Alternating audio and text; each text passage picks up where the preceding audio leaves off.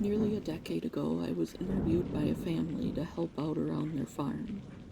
I was going to help out with typical farm chores like milking and feeding the cows, chickens, and horses.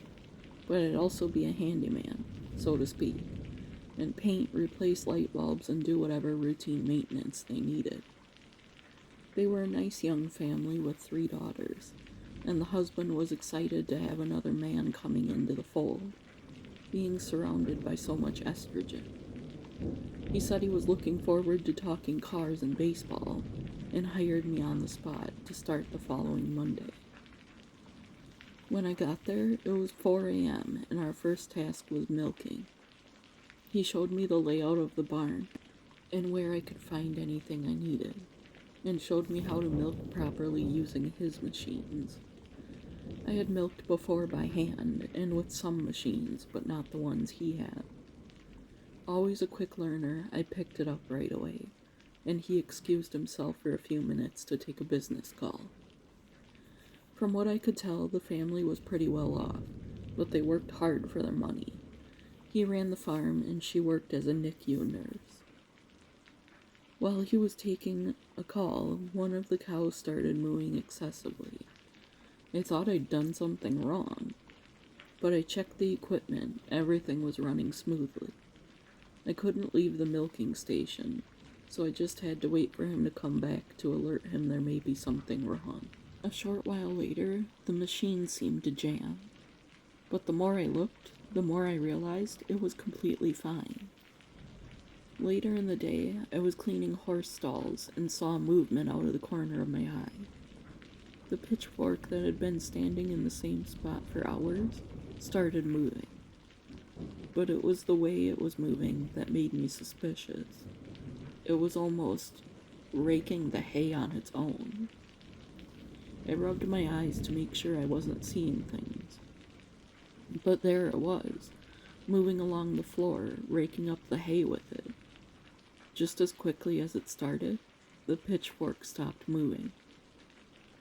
I went about my day doing farm chores, but in the back of my mind trying to figure out how a pitchfork could move on its own in that way. And also, what was making that cow freak out the way it was? After a weird first day, I headed home, hopped in the shower, ate some dinner, and laid awake in my bed, still contemplating the events of the day. I'd never been a big believer in ghosts, but the way that pitchfork was moving looked like someone was holding it and dragging it against the ground to gather hay. I fell asleep, wondering if I witnessed the unimaginable. The following morning, as I arrived at nearly 4 a.m. to get the milking done, I noticed the pitchfork in a completely different stall than when I left it. I just shook my head, wondering if he had come along after me and did some cleanup, or if it was perhaps moved by whoever, or whatever, raked the hay yesterday. Milking went as smoothly as possible. My boss came to ask me to replace one of the light bulbs in the barn that had burnt out months ago, but no one had time to replace it. I got to work quickly, grabbing the tallest ladder in the maintenance shed. The bulb was back towards the stables, and as I headed back, I noticed one of the horses staring intently towards the empty stall. You guessed it, the one from the previous day. I stopped by her and patted her head. "What is it, girl?" I said, gently patting her for a few seconds. I walked off, not wanting to give off the impression of a slacker on my second day.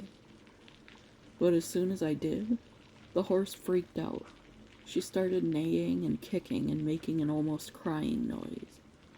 I cautiously stepped back near her, and she calmed down, never taking her gaze off that stall. Okay, I'll stay a minute," I said, gently petting her again. The air in the spot was colder than the rest of the barn at that moment. I even had a slight shiver. It was June in Texas, so it wasn't cold by any means. It was nearly 100 degrees, actually. Suddenly, the air wasn't cold anymore, and the horse finally broke her stare of the stall, as if whoever was threatening her left. I tested the theory and walked off. She didn't freak out like the last time. I was already on edge, and what happened next sent me all the way over the cliff. As I was about to climb the ladder, I heard a ruckus behind me. A few of the horses were neighing and whinnying. I slowly turned around, and a shadowy figure ducked off into the empty stall. "Hey, what are you doing here?" I yelled. I knew it wasn't one of their daughters. This was a full-grown man. I sprinted towards the stall, heart racing, not sure who I was about to encounter. But there was no one there. Or at least I couldn't see anyone. And that's when I passed out. The pitchfork stood up from the ground, where it had apparently been lying, and it was clearly raking the hay intentionally into a bigger, neater pile. When I came to, my boss was standing over me, concern all over his face. He had a cold bottle of water and an ice pack in hand. "I knew I was working you too hard for this heat. I'm so sorry. Here, take these," he said. I didn't even know how to explain what just happened without sounding crazy and getting fired. But I had to. I could have left him thinking he caused me heat stroke, but that would be too rude. Suddenly, it all flowed out before I thought about it, every detail from the day before and today.